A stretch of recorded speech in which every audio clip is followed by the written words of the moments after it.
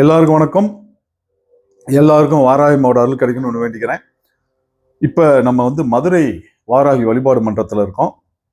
ஏற்கனவே இந்த வீடியோஸ்லாம் தொடர்ச்சியாக பார்க்கறவங்களுக்கு தெரியும். மதுரை ஆன்மீகம் சம்பந்தப்பட்ட பொருளை அவங்க கொடுத்துட்டு இருக்காங்க.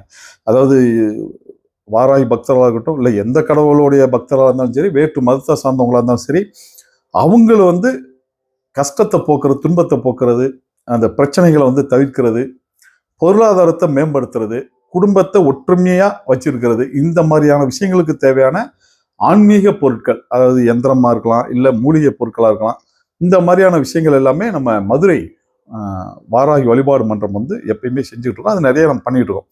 இப்ப இங்க நம்ம வச்சிருக்க, இப்ப இதை நம்ம தொட வேணாம் அப்படின்ட்டு, ஏன்னா இது இன்னும் முழுமை அடையல. இந்த யந்திரம் சித்தர் வசிய யந்திரம் அப்படின்னு சொல்றது. இந்த யந்திரம் பாத்தீங்கன்னா ஒரு வெளிநாட்டுல நம்ம ஒரு ஐயாவுக்காக செய்யறோம். சரிங்களா? இது பாத்தீங்கன்னா அவருக்கு என்னன்னா, குலதெய்வத்துடைய அருள் இல்லை.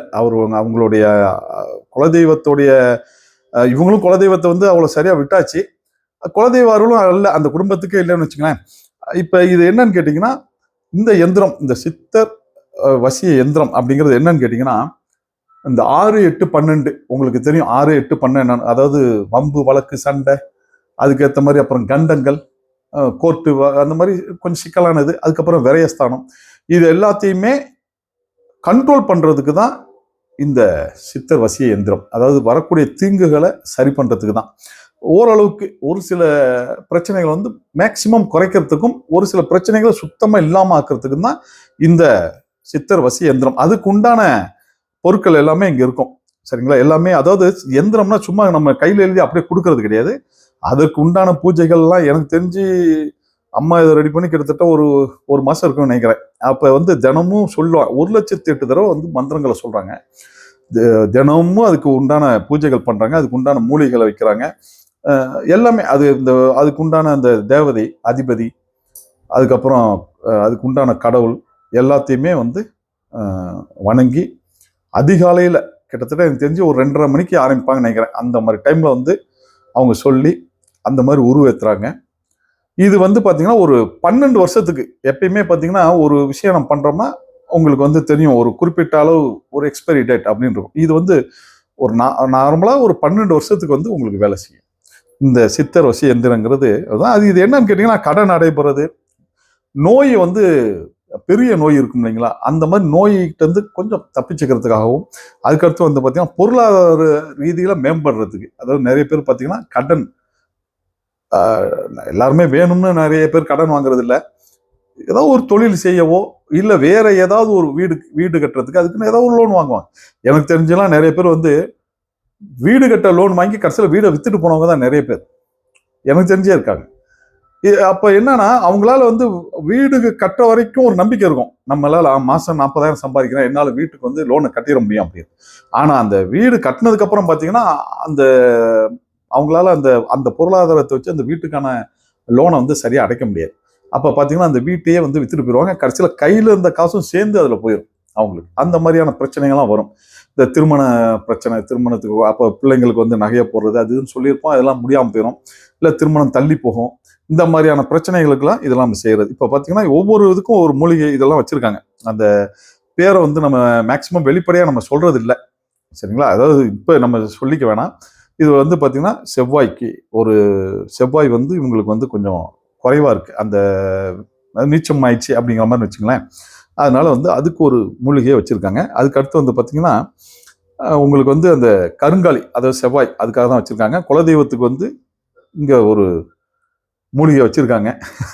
நம்ம பேர் சொல்ல வேணாம் அப்படின்னு தான் சொல்றது இல்லை. ஆமா, அதே மாதிரி அவருக்கு பாத்தீங்கன்னா சர்ப்பதோஷம் இருக்கு. அதுக்கு ஒரு மூலிகை இங்க வச்சிருக்காங்க. சரிங்களா?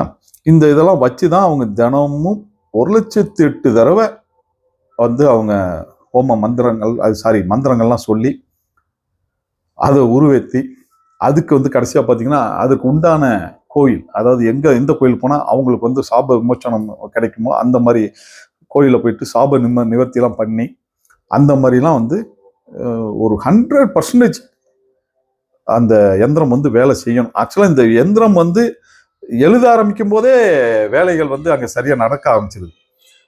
ஏன்னா நானே வந்து இங்கே அம்மா வந்து சொல்லி நிறைய செஞ்சுருக்காங்க. அந்த செய்யும் போதே பார்த்தீங்கன்னா அங்கே அந்த பிரச்சனைகள் வந்து குறைய ஆரம்பிச்சிடும். செல்வம் வளரும். அவங்க என்ன பர்பஸ்க்காக அவங்க நம்ம தேடி கேட்டு வராங்களோ அந்த பிரச்சனை வந்து 100% இந்த மதுரை வழிபாடு மன்றத்தின் மூலமா அதை சரி பண்ணி கொடுத்துட்றாங்க. ஏன்னா இங்க நிறைய மூலிகைலாம் இருக்கு. ஆனா அந்த இதெல்லாம் நம்ம வந்து சொல்லிக்க வேணாம் அப்படின்னு. ஏன்னா ஏன் சொல்றது வேணாம் அப்படின்னா, அவங்க வந்து அதை தவறா பயன்படுத்திடுறாங்க. அதாவது இப்ப இந்த மூலிகையெல்லாம் வந்து ஒரு குறிப்பிட்ட இந்த மந்திரங்கள் சொல்லி தான் அதை செய்யணும். எனக்கு தெரிஞ்சு ஒரு மூலிகையை வந்து எடுக்கணும்னாலே அதுக்கு உண்டான மந்திரங்கள்லாம் சொல்லி காப்பு கட்டி தான் அவங்க எடுக்கிறாங்க. இப்ப நம்ம இந்த மூலிகையை சொன்னோன்னே இவங்க என்ன பண்றாங்க, போயிட்டு டக்குனு அறுத்துட்டு வந்து வச்சுட்டு சூப்பரா வரும் அப்படின்னு வைக்கும்போது பாத்தீங்கன்னா அதுல வந்து ஒரு சில விஷயங்கள் வந்து எதிர்மறையா நடந்துருது. அதனாலதான் நம்ம வந்து இந்த மூலிகையில நம்ம மேக்சிமம் சொல்லிக்கிறது இல்லை. நிறைய பேர் சொல்லுவாங்க இந்த மூலிகையை வச்சா நல்லா இருக்கும், அந்த மூலிகை வச்சா நல்லா இருக்கும் சொல்லியும் அவங்களுக்கு வந்து பாத்தீங்கன்னா ஒரு சரியான முன்னேற்றம் இருக்காது. ஏன்னு கேட்டீங்கன்னா அந்த முறையா அவங்க அந்த மூலிகை எடுக்கும் போது அது இவங்கெல்லாம் வந்து காப்பு கட்டி சரிங்களா, அதுக்கு உண்டான மந்திரங்களை ஜபிச்சு அதுக்கப்புறம் தான் வந்து அதுவும் உத்தரவு கொடுத்ததுக்கு அப்புறம் தான் அவங்களுடைய தெய்வம் வந்து உத்தரவு கொடுத்ததுக்கு அப்புறம் தான் அவங்க அந்த வேலையை செய்வாங்க. நீங்க எத்தனை லட்சம் கொடுத்தாலும் உத்தரவு கொடுக்கலன்னா அவங்க வந்து தொடக்கூட மாட்டாங்க. அந்த மாதிரியான இது இவ்வளவு இருக்கு. நம்ம பாட்டுக்கு வந்து ஒரு சாதாரணமா ஒரு குப்பை மேனியை வச்சு இப்படி பண்ணா நல்லா இருக்கணும், உடனே டக்குன்னு என்ன பண்ணுவாங்க நம்மளால, உடனே குப்பை மேனியை கொண்டு வந்து வச்சிருவாங்க. சரிங்களா, அது அப்புறம் வரல அப்படின்னா அது வராது. ஏன்னா அதற்கு உண்டான இவங்கெல்லாம் பாத்தீங்கன்னா எனக்கு தெரிஞ்சு அதிகாலையில 2:30 மணிக்கு எந்திரிச்சு இந்த வேலைகள்லாம் செய்யறாங்க. நம்ம பாட்டுக்கு வந்துட்டு எது ஈஸி, எப்படி நம்ம ஷார்ட் ரூட்ல போறது அப்படிலாம் போனீங்கன்னா அது வேலைக்கு ஆகாது. அதனால இந்த எந்திரம் வந்து எனக்கு தெரிஞ்சு இப்பயே ஓரளவுக்கு ஓகே தான். அதாவது பொருளாதாரம் முன்னேற்றம் நல்லா வரணும், குடும்பம் சுபிக்ஷமா இருக்கணும் அப்படிங்கிறதுக்கு தான் இந்த எந்திரம் போடுறோம். இதுக்கு தான் சித்தர் வசிய எந்திரம் அப்படின்னு போறோம். சித்தர் எந்திரம்னு பொதுவாக சொல்லுவோம் நம்ம. சரிங்களா, ஏற்கனவே நம்ம வீடியோஸ் எல்லாம் பார்த்துருந்தா அதுல வந்திருக்கோம். இது வந்து உங்களுக்கு யாருக்காவது தேவைப்பட்டதுன்னா கீழே ஒரு வாட்ஸ்அப் நம்பருக்கு அதுக்கு மெசேஜ் பண்ணுங்க, நம்ம அதை பத்தி பேசுவோம். என்னைக்கும் எல்லாரும் நல்லா இருக்கணும். வாராகி அம்மாட்ட வேண்டிக்கிறேன். நன்றி, வணக்கம்.